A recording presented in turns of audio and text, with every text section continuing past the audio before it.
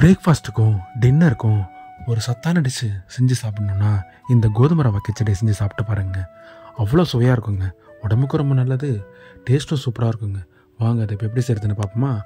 குக்கரில் 2 டீஸ்பூன் எண்ணெய், 2 டீஸ்பூன் நெய் ஆட் பண்ணிவிட்டு அது நல்லா காஞ்சதுக்கப்புறமா 1/2 ஸ்பூன் கடுகு, 5 முந்திரி பருப்பு, கொஞ்சமாக கருவேப்பிலையை போட்டு நல்லா வதக்கி விட்டுருங்க. அடுத்ததாக 3 பெரிய வெங்காயம் பொடிசாக நறுக்குனதை போட்டு கண்ணாடி பத்துக்கு வதக்கிட்டு ஒரு துண்டு இஞ்சி பொடிசாக நறுக்குனதையும் 3 பச்சை மிளகாய் நீல வாக்கில் கட் பண்ணி ஆட் பண்ணிவிட்டு நல்லா ஒரு 2 நிமிஷம் நல்லா வதக்கிட்டு அடுத்ததாக தக்காளி 2 தக்காளிங்க ஆட் பண்ணிவிட்டு நல்லா அது மசித வரைக்கும் நல்லா வதக்கி விடுங்க.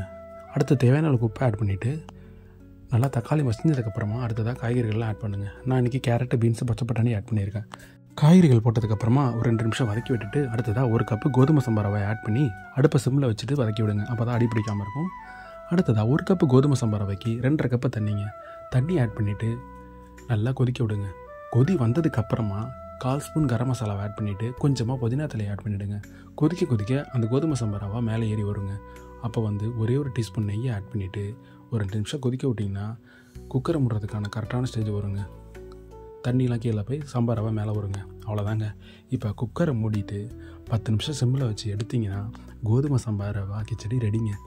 இதை தேங்காய் சட்னி கூட வச்சு சாப்பிட்டீங்கன்னா செம்மையாக இருக்குங்க. கண்டிப்பாக உங்கள் எல்லாருக்கும் பிடிக்கும். பிடிச்சிருந்தா லைக் பண்ணுங்கள், ஷேர் பண்ணுங்கள், சப்ஸ்கிரைப் பண்ணுங்கள்.